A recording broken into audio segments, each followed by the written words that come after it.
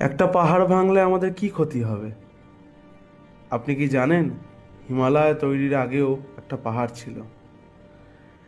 আমি কথা বলছি আরাবল্লী রেঞ্জ নিয়ে, পৃথিবীর সবচেয়ে পুরনো পাহাড়গুলির মধ্যে একটা।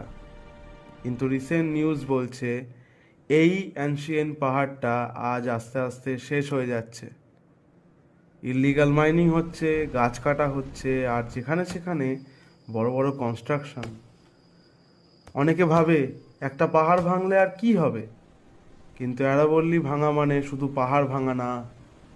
এর মানে নর্থ ইন্ডিয়াতে গরম আরও বাড়বে, গ্রাউন্ড ওয়াটার আরও নিচে নেমে যাবে, অ্যান্ড দ্য থার্ড ডিজার্ট যেটাকে আমরা বলি, থর মরুভূমি, সেটা ধীরে ধীরে আরও বেশি ছড়িয়ে পড়বে। আজ যদি দিল্লি পর্যন্ত মরুভূমি এসে না পৌঁছায়, তার পেছনে সব থেকে বড় কারণ হচ্ছে এই আরাবল্লী।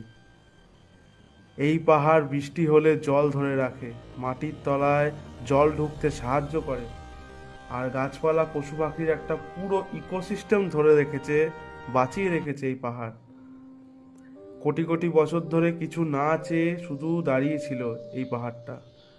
আর আজ ডেভেলপমেন্টের নামে আমরা ওকে শেষ করে দিচ্ছি।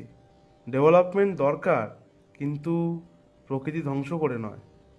অ্যারাবল্লী বাঁচানো মানে শুধু একটা পাহাড় বাঁচানো না, অ্যারাবল্লী বাঁচানো মানে আমাদের ফিউচার বাঁচানো। আমি অঙ্কুশ বিশ্বাস, আর আপনারা দেখছেন এখন জাস্ট ফ্যাক্টস। যদি ইনফরমেটিভ মনে হয় ভিডিওটা, অবশ্যই লাইক শেয়ার সাবস্ক্রাইব করবেন আর আমাদের এগিয়ে নিয়ে যাবেন।